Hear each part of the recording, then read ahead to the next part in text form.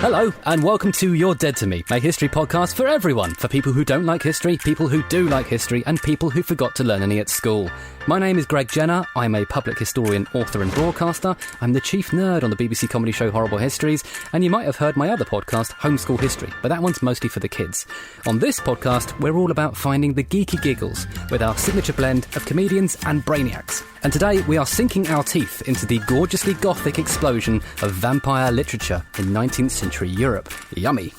And to do that, I'm joined by two very special guests. In History Corner, she's a writer, broadcaster and expert on romantic literature and early celebrity culture. She's a BBC New Generation thinker, and she presents the Literary Pursuit show on BBC Radio 3.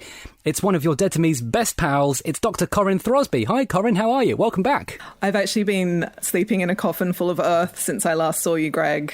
But I've been waiting for this moment, and it is great to be back. I'm really thrilled to be here. You've risen from the dead, and we have to shut all the curtains to make sure the sun doesn't burn your skin. Very delighted to have you back. Last time we heard you was on the Mary Shelley episode as well, and this is sort of Gothic again, isn't it? We're kind of back into the Gothic stuff. Yeah, they all tie in together. We'll be hearing a bit about Byron and Mary again today, so yeah, it's what I'm into. No judgment here. And in Comedy Corner, you'll have seen him on Mock the Week, live at the Apollo. Taskmaster, 8 out of 10 cats, and his brilliant stand-up special, Blood Sugar, is on Amazon Prime right now. It's very funny. He's the co-host of the smash hit Imaginary Dining podcast, Off Menu, with James Acaster, and he got a perfect 10 out of 10 on the quiz with the Lord Byron episode of You're Dead to Me, also available on BBC Sounds. It's bloomin' Ed Gamble. Hi, Ed, how are you? Fine, thank you, Greg. How are you? I've got to say, now you've mentioned that my special is called Blood Sugar, this feels even more appropriate. Yeah, I mean, I have to say, I'm starting to wonder, you're a comedian, you work at night, you're into heavy metal, kind of Gothic, yeah. Blood Sugar. I mean, are you a vampire?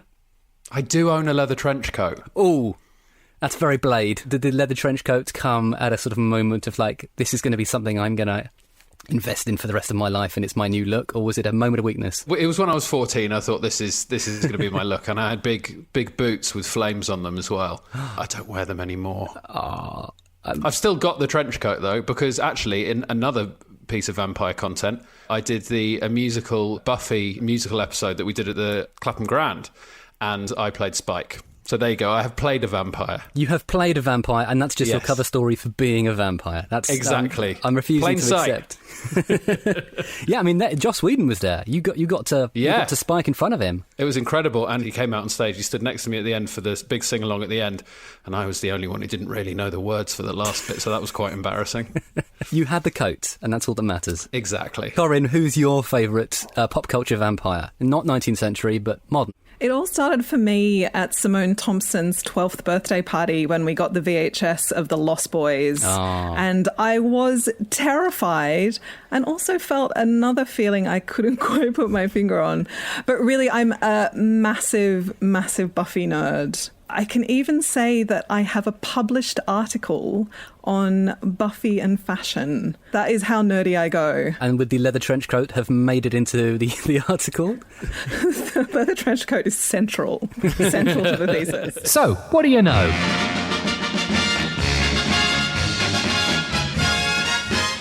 We begin the podcast as ever with a So What Do You Know? This is where I have a guess at what listeners at home might know about today's episode. So, vampires, well, you know what that is. Sexy, undead bloodsuckers. There's no shortage of them. They pop up all over the place in pop culture. They are the bloodthirsty babes we love to be scared of. And maybe you're thinking of the cult classics. So you've got your Buffys, obviously. You've got True Blood, Vampire Diaries. There's the old school Nosferatu. You've got your Gary Oldman crawling like a lizard up the side of a castle. Lost Boys, Corin's mentioned. You've got your sparkly vegetarian vamps in Twilight, never really my speed, but, you know, very popular with lots of other people. Then there's Blade with his big old sword, and What We Do with the Shadows with the big old laughs. So vampires come in all sorts of shapes and sizes. They are very much alive and kicking in terms of our appetite for them, even though they're very much undead. So where do these vampire stories come from? And why are vampires sexy? Because, you know, there's something pretty weird about the idea. So, today's show is about the 19th century. But, Corin, in fairness, we do sort of have vampires in the medieval world of a sort. And this is sort of my area. I'm a medievalist by training, but I know you know a fair bit about this as well. Ed, do you know what they were called at the time? I have absolutely no idea. Okay. I take a guess, But Yeah, then, go on. No, I'm not going to, because I'm going to embarrass myself in front of historians. Ah, What I'll do is I'll wait for you to tell me the right answer, and then I'll go, oh, that's what I was thinking of. all right then, we'll compromise there. They were known as revenants. Yeah, that's what I was thinking of. So literally meaning the returned, the people who return. They turn up in medieval sources in the 12th century. And William of Newburgh is the most famous scholar who writes about them. So he was a chronicler of his age. So he wrote about the history of England from 1066 until he died in about 1198, I think.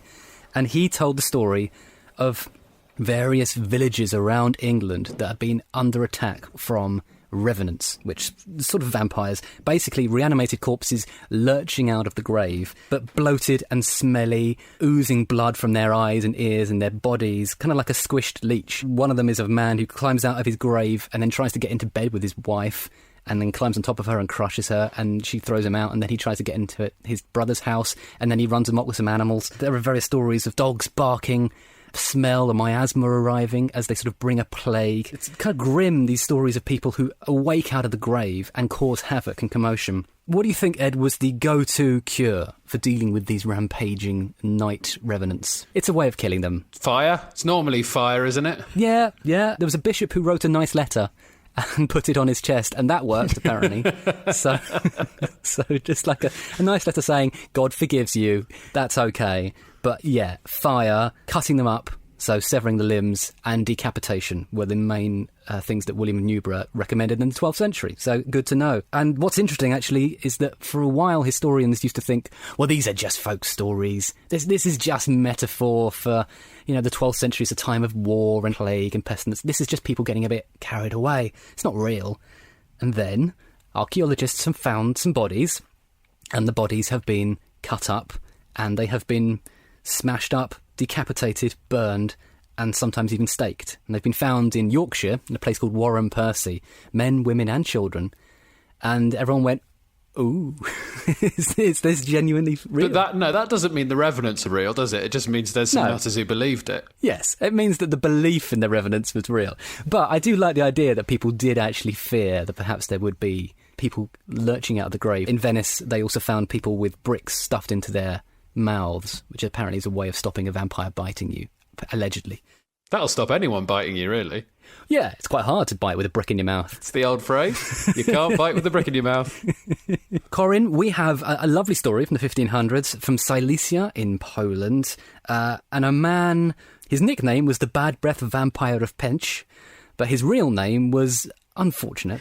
It was, Greg. It was Johannes Cuntius. He really wasn't a nice guy.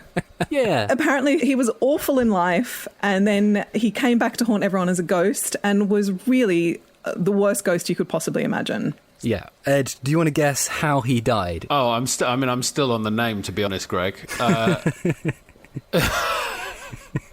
How he died? Yeah. Did he get staked? Sort of, but not in the heart. In terms of his name, do think in that kind of region of the body. He got staked up the bum. Nearly. He got kicked in the dick by a horse. The only other way to kill a vampire. This was while he was alive, so this is what killed him. Yeah. We're not sure if it was definitely in the crotch. Translation, I think, is good enough for me. Difficult to get it with a horse's hoof right on the dick, isn't it? I'd imagine it's just the full area, really. Yeah, I think so. I think, general groinal damage. General groinal damage. That's my new character. He's in the army. This is what kills him. And Corin, in terms of how he returns, he's really, really committed to being the worst possible kind of nuisance, isn't he? Oh, yeah, absolutely. I mean, he does everything. He gives full poltergeist noises.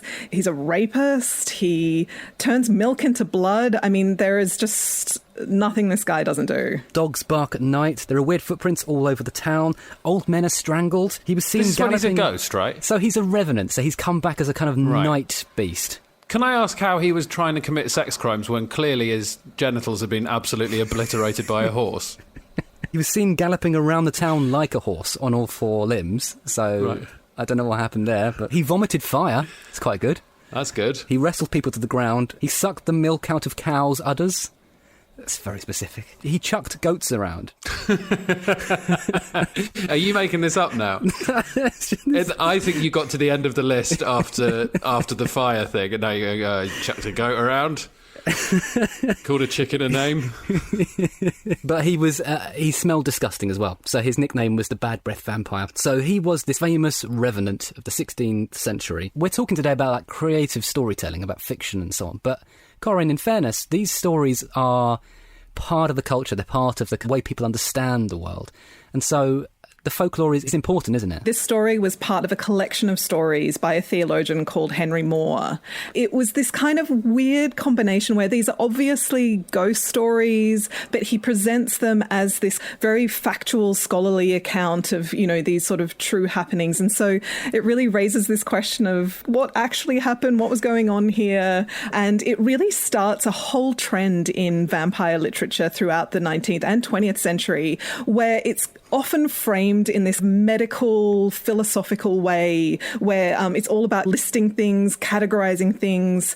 And we really see this shift in the 18th century. This is where we start to see the vampire as we know it. And all of these stories lead up to the vampire really being codified and having all the properties that we now associate with vampires and ideas about how to kill them and all these rules that we now know are associated with vampires. Yeah, I mean, in 1746, we get a French biblical scholar called Dom Augustin Calmet, and he writes a very catchy title, Dissertation on the Apparitions of Angels, Demons and Spirits, and on the Revenants and Vampires of Hungary, Bohemia, Moravia and Silesia. That is not going to fit on the Kindle, is it? And he has some top tips on how to kill vampires, as well as beheading and burning.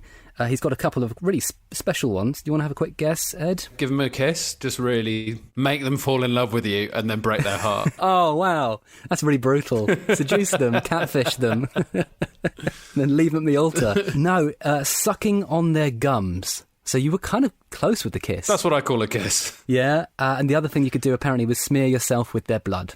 Right. Which I don't recommend. The sucking on your gums sounds like he was a vampire trying to get people to come really near his mouth. Apparently you kill a vampire by just sucking on their gums, so come and give it a go. There is one very short German poem about a vampire from 1748 called Der Vampir by Augustus Heinrich Ossenfelder, good name, and it's probably the first literary vampire in the Western tradition.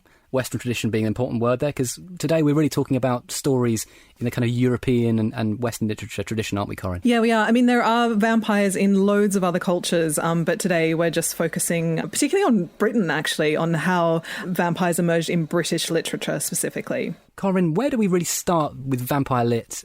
Is it John Stagg? Yeah, you could say that. So in the mid-18th century, we're starting to see the word vampire being used more regularly in English, not just to describe bloodsuckers, but also as a metaphor for people who exploit other people. But we haven't really yet had a piece of fiction totally dedicated to vampires. That happens in 1810 when the poet John Stagg, who was known as the Blind Bard due to the fact that he was blind, he writes a poem imaginatively called The Vampire, which we'll see that title come up again and again. I don't know why this fantastic mythical creature conjures such imaginative titles, but in his poem, he tells the story of a guy called Herman who is haunted by a friend of his who died recently and is draining him of blood, no longer a friend. And Herman tells his wife Gertrude that he will probably come back and do the same thing to her, and Gertrude is like, no, I don't think so. And she drives a stake through his heart. Oh, well, that's love for you. I'd like to think my wife would do the same for me. I mean, that's a stake to the heart in 1810. That's 200 years ago, and we're already staking the heart. That feels like a nice trope. Yeah, I mean, this is when it all comes together. And people say vampires are as old as time itself, and they're vampire-like creatures all the way back to ancient mythology. This is when we start to see the vampires as we know it. At that point, the book is called The Vampire, but it's spelled with a sexy Y, isn't it? P-Y-R-E. The vampire. The vampire, yeah. And the wife in that is called Gertrude. So Gertrude kills Herman. So that's fun. And Ed, you're probably familiar with the next chap we're going to talk about, because it's Lord Byron. And last time out, 10 out of 10. But you did say that you'd forget everything you learned within one calendar month. This shows you how good my memory is. I was about to say I've forgotten everything, forgetting that I'd already said that I would forget everything. Feel free to ask me some more questions about him, but I have forgotten. That's all right. That's why we've got Corin here. She can remind you. Byron dabbles with vampire fiction as well, roughly the same time in the 1810s. His story is called The Giaour, which is a great pronunciation. I think it's from Ottoman Turkish, is it? It is. It means infidel or someone who is a non-believer, or in this case a Christian, because he's being described by someone in Turkey. Byron had travelled to Greece on his grand tour, and he'd heard local stories of vampires and was really interested in them and excited by them. And so he includes in his poem The Giaour, suggests that the Giaour it was the victim of a vampire curse that meant that when he died, he would come back and eat his family. Lovely. It's a thing in vampire literature. It keeps going. You see it all the way through. And it was in the Stag poem as well, this idea that vampires end up hurting the people that they're closest to. Oh, it's like Buffy again. It is like Buffy. There are so many relatives in vampire fiction. There's always like a brother or a sister, and they're always in danger. And we see this time and time again. Byron was hanging around at the same time as Samuel Taylor Coleridge, one of the great romantic poets, and he wrote a story called Christabel. And Christabel is about the mysterious Geraldine. I love the idea of the mysterious Geraldine. That's a great... I mean, you don't meet many Geraldines who are mysterious. Well, so far we've had Geraldine and Gertrude. Are they picking the two least mysterious female names possible? But the story of Christabel, Corin, is... It's a sort of seduction poem. It's quite sexy.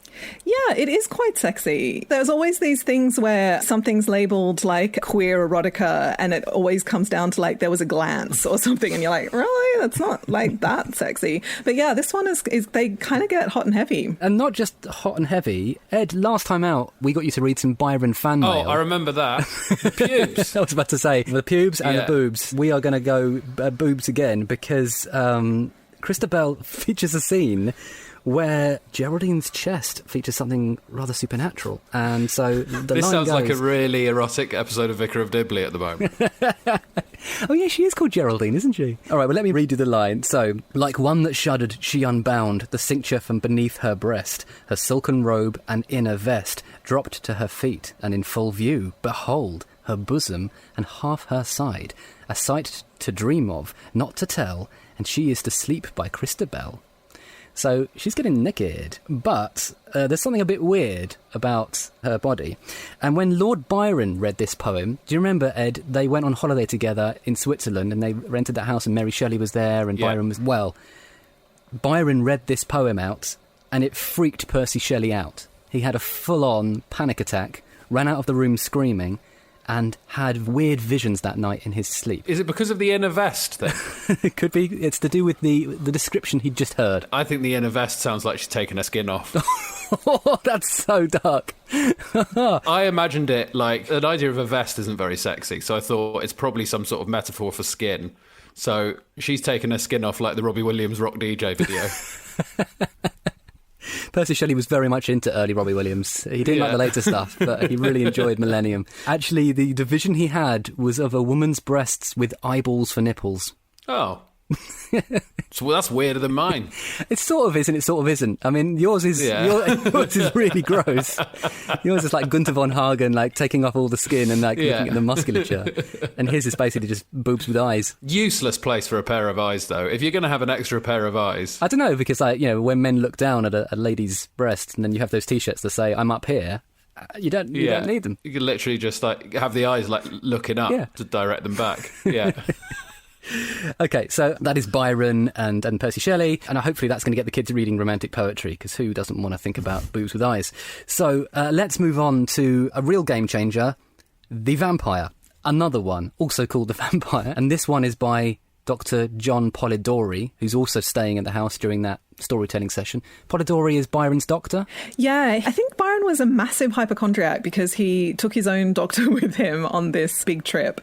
And he was there on the famous evening when they decide to tell ghost stories, the evening that leads to Mary Shelley writing Frankenstein, and Byron writes this fragment of a poem about a vampire, and Polidori, who was there, really picks up on this idea and writes his own short novel about a vampire. And this is really the first piece of prose fiction about vampires, as opposed to poetry that we see. And it's about a young Englishman called Aubrey who meets a mysterious nobleman called Lord Ruthven, and they decide to travel to Europe together. And there are some mysterious deaths, and then they're attacked by bandits and Lord Ruthven is killed. And Aubrey is like, phew, because that guy was weird. And then imagine his surprise when at a party in London a year later, who should turn up? But Lord Ruthven, he's not dead, or is he? And then Lord Ruthven marries Aubrey's sister and kills her because he's a vampire. And Lord Ruthven is basically Byron. That was definitely the interpretation at the time, because you have this story of two guys traveling to Europe together, and one of them's this powerful, seductive nobleman, and one is like the sort of enthralled follower, and that was very much the perceived dynamic between Byron and Polidori. Polidori and Byron have a bit of a falling out in real life because of this story, really. A really unscrupulous publisher called Henry Colburn, who was like the hitmaker of the 19th century. He's like the Stock Aitken Waterman. He loves publishing anything to do with Byron because it's always a massive hit. He gets the manuscript for this book and publishes it with Byron's name on it. And Byron is really pissed off and totally blames Polidori, even though he was completely against them doing this and tried to get the name corrected. 2 years later, Polidori, who'd been in this depression and got into gambling debts, ended up committing suicide. Oof, sad story. So we're starting to see the kind of romantic thing coming as well, aren't we? The idea of the vampire now as brooding and sexy and dark and a bit scary, but also attractive. Yeah, I mean, Polidori is really riffing on the Byronic hero, dark, brooding, loner figure. And the really key thing about this vampire story is in this, the vampire becomes a personality. So previously, all the vampires have been dead-eyed zombies. We haven't really got a sense that they have any feelings or thoughts about things. And now in Lord Ruthven, we have this sexy, intelligent, sociable creature who, crucially, is able to pass for human. Up to this point, vampires were largely seen as coming from Europe. Now here's one going to a London party and, you know, he walks amongst us. So it was a real game changer. There's a film coming out soon, apparently, an adaptation of the Polidori vampire story. I don't know who's playing the lead roles. Who would you cast, Ed? You've got the kind of the posh English guy and then the sexy vampire. Who's going to be your two leading men? I'm playing both of them, like Eddie Murphy and Norbit. I'm playing. Oh, nice. I'm playing all of the roles. And would you do really offensive sort of, you know, dragging up and all that stuff as well for of all course. the female roles? Yeah. Of course. It's going to be, it's not even going to make it onto the screens. It's going to be so offensive. I'd like to see Danny DeVito and Arnold Schwarzenegger back together again. I think reprising the twins role, yeah. I'd like to see DeVito as the sexy, seducing, dangerous man and Arnold Schwarzenegger as the posh Englishman. I think he can pull it off. So we get the end of the Romantic movement. It sort of fizzles out. Everyone dies tragically, as we talked about in the Mary Shelley episode. Vampires do not go out of fashion. They keep going. And in the 1840s, we get Varney the Vampire, which I love. That's like Barney the Dinosaur. It's written by James Malcolm Rymer. This is a massive book, 667,000 words, 876 pages. Apparently, it's because he got paid by the line, so he just kept writing. It got released as a series as well, like in kind of shorter volumes, like a series of Penny Dreadfuls. It's sort of released chapter by chapter, and he just kept going. And another thing... Is that why vampires keep coming back from the dead, basically? Because you can write as many books as you like about them. You're like, and then he came back again. More money, please. Probably. It's genuinely true. Vampires have been associated with money right from day one. The way that we still use it, like a vampire is feeding off the money of another, Walter Scott calling his bookseller a vampire. The two are connected. So Francis Verney is the character. He's the first literary vampire to have fangs, but he's also the first sympathetic vampire. He's brooding and he's sad. He hates being a vampire. He hates his bloodthirst. And in the end, he chucks himself into Mount Vesuvius. So he is a vampire who feels cursed by his condition, which feels like the sort of humanising of him. A bit of an erotic landmark moment as well, because Varney the Vampire also seduces and turns a beautiful young woman called Clara. So in the 1840s, we get the fangs, we get the sad vampire cursed forever, and we get now female vampires. And that then takes us to Paul Féval, who's a French writer. and he wrote a series of vampire novels, including Nightshade, The Vampire Countess, and Vampire City in the 1850s, 60s and 70s. And in The Vampire Countess, Faval gives us the saucy Countess Adhema, who might be a vampire, might not be a vampire, but to stay young and gorgeous forever, she doesn't drink the blood of young women. She does something else to them. Do you want to have a guess, Ed, what she might do? Oh, no. Now I'm just going to sound like an absolute filth bucket, whatever I say. It's not filthy, actually. It's quite gross. Oh, eats their feet? I panicked. I didn't see that coming, I guess. And Me neither, I said it. Other end of the body. Oh, she eats their hair.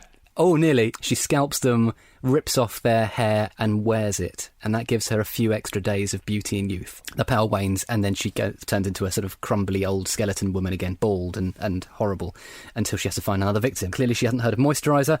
But the other thing that Faval talks about in his Vampire City novel is that vampires can duplicate themselves. They also puncture their victims with a barbed tongue rather than fangs in the neck. And they are fleshy robots who need to be wound up like a clock by an evil priest, and they explode when they come into contact with another vampire's burnt heart. Basically, anything like vampires or anything sort of like a traditional thing in literature, everyone has every idea for it, and then it just naturally narrows down to the good ones, right?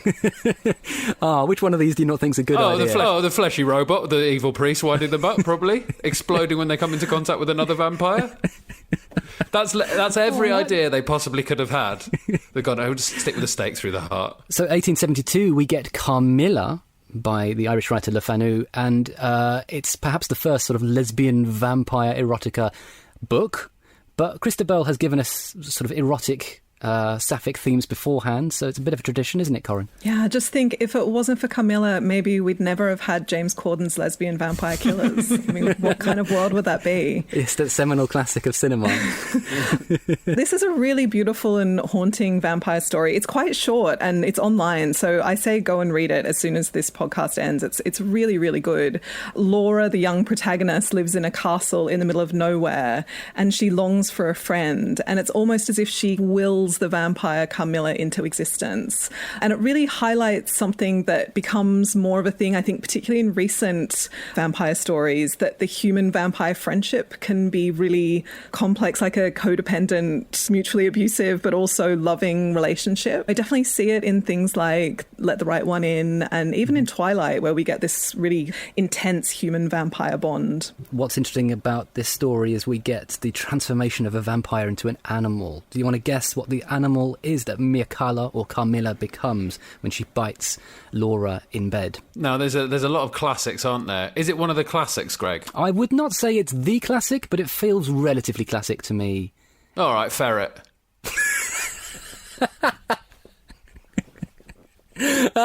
I'd love that. I would love it if she transforms into a ferret. Oh my god. It's a large black cat, but ferret is better. Okay. Yeah. You've ruined the book for me now, because now if I read it, I'll be like, why isn't this a ferret? Okay, so she transforms into a cat and bites her neck, and in the end, Mircalla or Carmilla is found asleep, alive but dead, in her tomb, covered in blood, still breathing. She's lived there for 300 years or whatever, and they obviously then stake and decapitate her. Classic fare. But then we get to 1897, and this is the big year. This is the year of the absolute classic novel, Ed.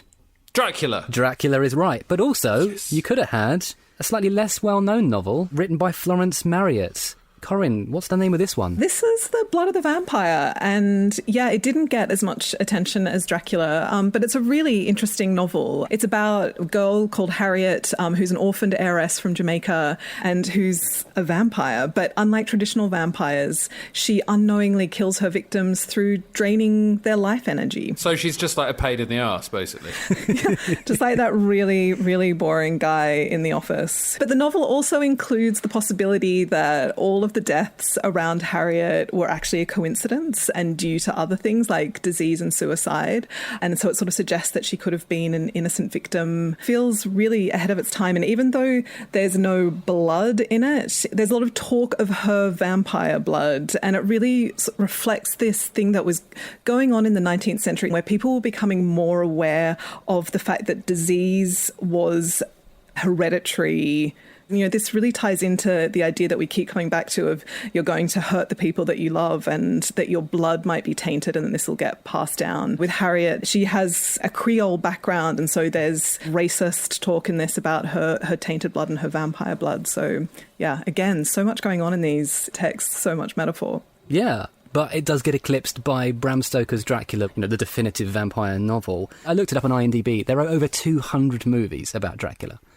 So, Ed, what are your top 83 in alphabetical order? You've not mentioned one of the best vampires in pop culture, which was Leslie Nielsen in Dracula Dead and Loving It. It's surprisingly faithful to the original. I watched it recently. And I was genuinely, they really read their Bram Stoker. But there's an element of camp in vampire fiction that sort of lends itself to comedy. Yeah, definitely. And I mean, I think even with this novel by Polidori's kind of making fun of the Byronic hero as well. There's an element of satire there. Mm-hmm. And also the campiness, there was some speculation over Polidori's sexuality. It can definitely be sort of read as this, that there's a frisson between the two men in the book, that seduced and seducer thing. So yeah, there's a lot going on. If you say to someone in the street, name a vampire, they're not going to say Gertrude's the Slayer, but they're not going to name, Lord Ruthven or whatever. They're going to name Dracula. I think I've read versions of Dracula, not the full whack. There's just versions available where they're just the main bit of the story. We're not going to mess around with any of the fancy language. Let's just write the bullet points, the basics of what happened. The Cliff Notes. Yeah, I've read the Cliff Notes for Dracula, yeah. So, Corin, can you very quickly... I mean, it's a massive book and it's so complicated, but can you quickly summarise the plot of Dracula? I can try. I've set you up to fail there, haven't I? It'll only take me about 10 to 15 minutes. It's a really interesting form where it's a series of letters and journals. So we really get to hear the inner thoughts of all the main characters, except Dracula, but there's a little bit from Dracula. It starts with a young solicitor called Jonathan Harker, who's travelling to Transylvania to broker a real estate deal with a mysterious aristocrat, Count Dracula.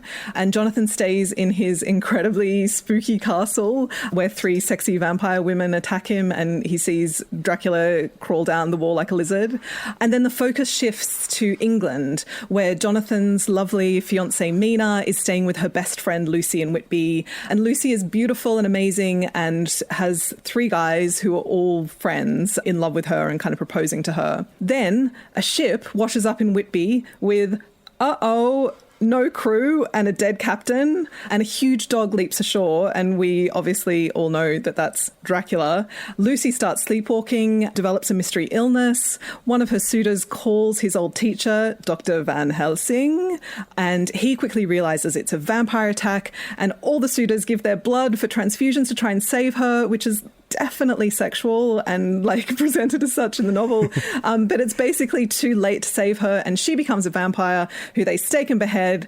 Jonathan has escaped the castle. He helps them work out that it's Dracula, and Dracula's now preying on Mina, and the 3 suitors plus Jonathan plus Van Helsing go on a mission to kill him using Mina's psychic connection to Dracula to track him. They stab Dracula through the heart and he turns to dust, and they all live happily ever after. That's hugely impressive, Corin. That's better than the Wikipedia one, which goes on for ages, so thank you very much. It's a really great story. We've got Dracula turning into a dog, so not a big cat, but does he turn into a bat as well, or is that just the films? Yeah, I'm pretty sure he's a bat, and he's fog as well. He turns into fog. It's a really disappointing fart, just wafting through.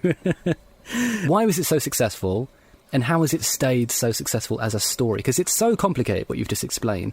Yeah, well, I think that this novel, like all vampire fiction, really reflects in some ways the anxieties of its time. And certainly in 1897, this was a really anxious time. Britain was changing rapidly. And one of the things that's really striking about Dracula is just how modern it is. It really fetishizes technology and gadgets. Like Jonathan has a Kodak camera and there's an audiograph, and the Harkers use shorthand for their journal, which was a new thing then.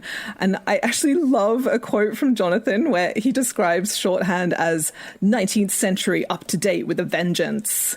And they use slang a lot. And so to a contemporary reader reading at the time, it would have felt really, really cool.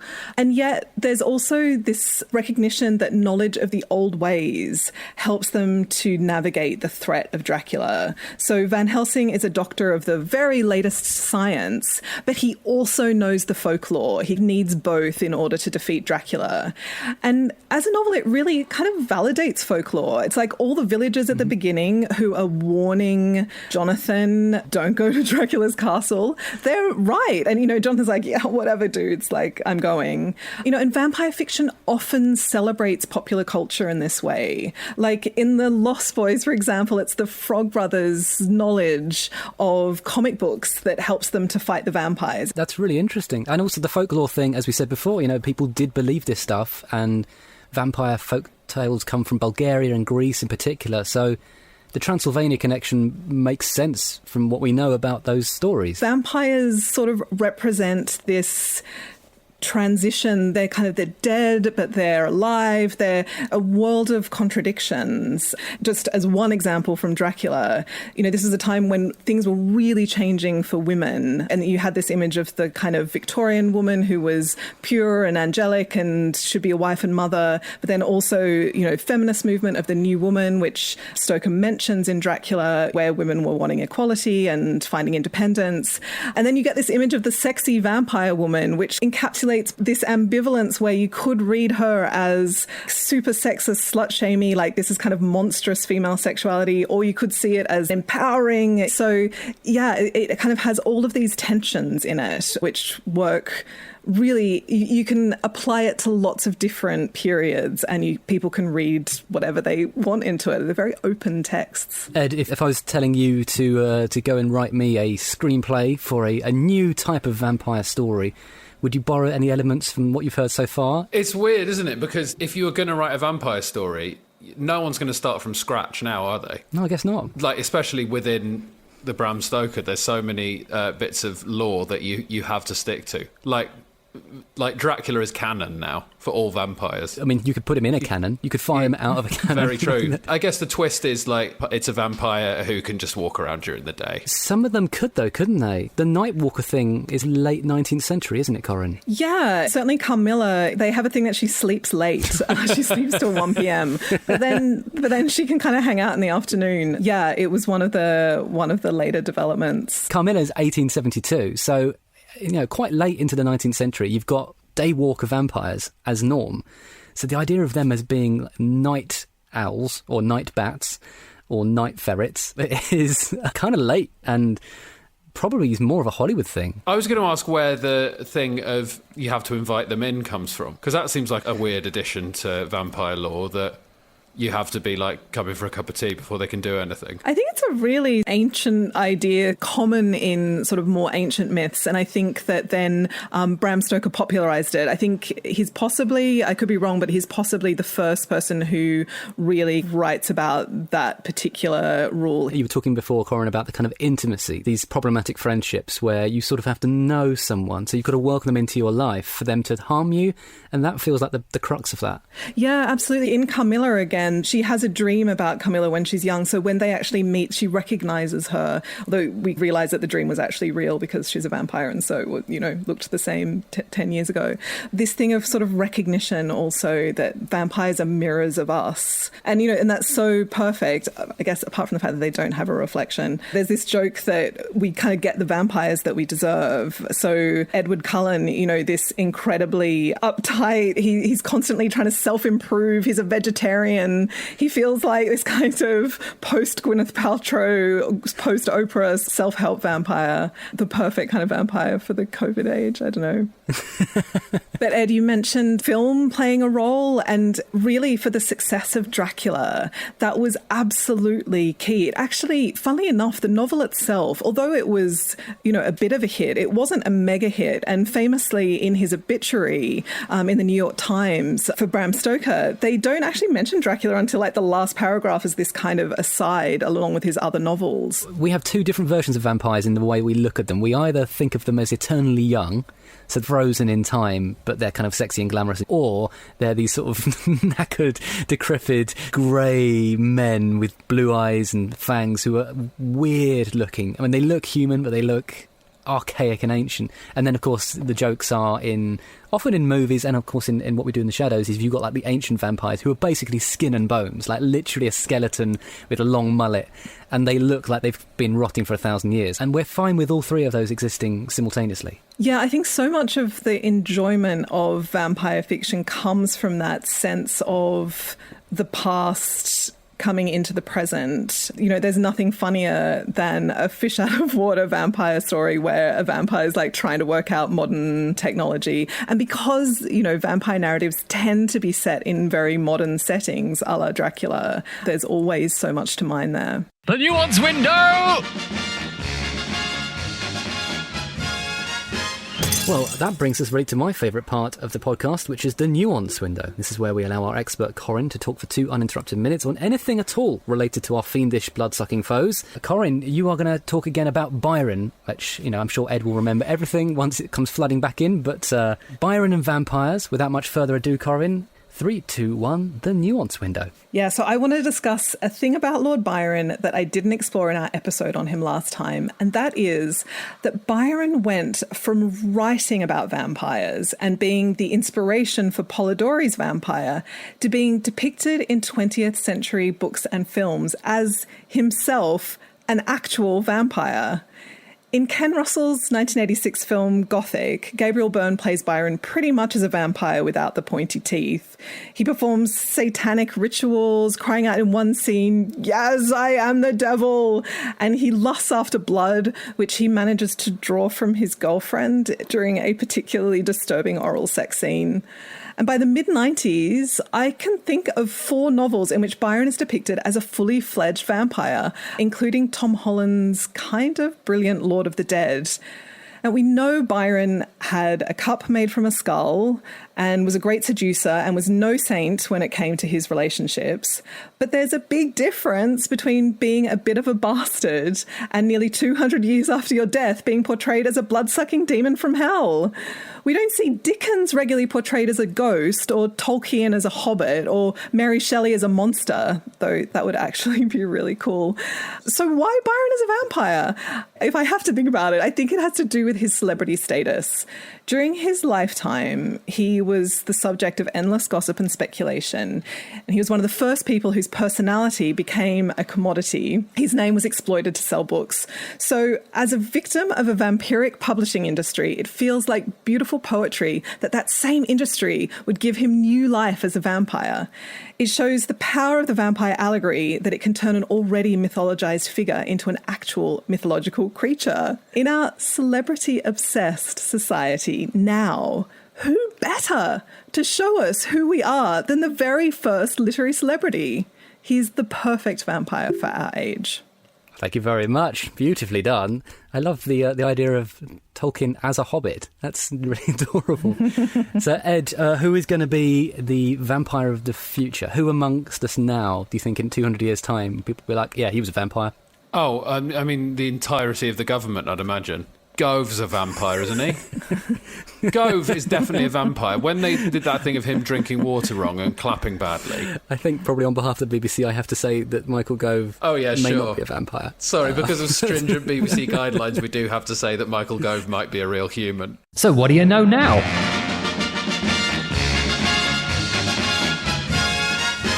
All right, well, I mean, we've had a fantastic chat, or rather a fang-tastic chat.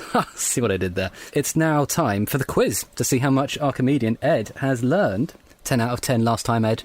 You nailed it. I was so worried about getting 10 out of 10 last time that I really focused, and this has been a lovely chat, and I feel like I've let some things get through the net. Right, well, okay. Maybe some things went in. You know, we'll see.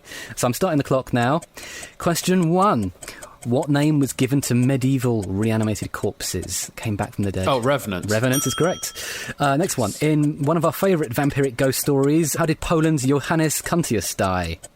Oh, got kicked in the dick by a horse. It's a tale as old as time. Next question. Name 2 of the ways you could kill a vampire. Decapitation. Yep. Chop them up. Yep, and also think about the gums. Oh, suck the gums. Suck the gums. Question 4. Written in 1810, John Stagg's poem was the first British vampire story. What was it unoriginally called? The vampire. It was, but with a Y, which is a bit cool. Yes. Question 5. Aubrey and the dangerous seducer Lord Ruthven, brackets, definitely Byron, close brackets, are the main characters in a different story, also called The Vampire. But who wrote it? Absolutely no idea. It was Dr. John Polidori, the doctor of Byron. Question 6. Percy Shelley freaked out when he heard a retelling of Coleridge's poem Christabel because he saw, well, something strange came to mind during a dream. What was it? Boobs with eyes. Boobs with eyes. Question 7. In Joseph Thomas Sheridan Le Fanu's lesbian vampire story Carmilla, what animal does she transform into when biting Laura? Big cat. Big cat, not a ferret. Question 8. Paul Faval's vampire countess stays forever young by stealing what from beautiful young women? Scalps and hair. Yeah, and sticking it on her head. Very weird. Question 9. Bram Stoker's Dracula was published in which year? Oh, that's... Give us a decade. Boobs with eyes sticks in my mind. Years, absolutely not. Give us a decade. Have a crack at a decade. 1870s. 1897. Okay. And question 10. How many novels did Florence Marryat, author of The Blood of the Vampire, write in total? 78? Oh, it was 68. Oh, you did well. Well, you did well. That was a good nearly. She could have written another There's 10. a point for that. I'm giving you a point for that because actually you were pretty close. So I'm going to give you 8 out of 10, which is a very solid score. Not bad. Not bad. And the Polidori thing, I think. Names and numbers I'm never going to remember. That's fine. But you remember Boobs with Eyes? Boobs with eyes, absolutely. Big cat, fine. Well, sadly, it's time to drive a stake through the heart of this discussion. We have run out of time. So if you want to hear more from Corin and Ed, check out the Lord Byron episode. It's on BBC Sounds in the back catalogue, along with, of course, Corin's episode about Mary Shelley with Lauren Patterson. If you've had a laugh and you've learned some stuff, then please do share this podcast with your friends or leave a review online. Make sure to subscribe to You're Dead to Me on BBC Sounds so you never miss an episode. A huge thank you to our guests in History Corner, the marvellous Dr. Corin Throsby. Oh, thanks so much for having me back. I feel like I am the vampire that just is, you try and stake me and I'm back again. Well, we love having you haunt us. It's delightful. So don't worry, you can come back as often as you like. And, of course, in Comedy Corner, the impeccable Ed Gamble. Thank you, Ed. Thanks for having me again. It's been really fun. Sorry about calling you the vampire at the beginning. Absolutely fine. That's enough from us. Thank you very much to my guests. And, come back another time. But I'm off to basically go and try and suck the gums of a reanimated medieval peasant. Bye! You're Dead to Me was a Muddy Knees media production for BBC Radio 4. The researchers were Emmy Rose Price-Goodfellow and Olivia Wyatt. The script was by Emma Nagus and me. The project manager was Isla Matthews and the producer was Cornelius Mendez.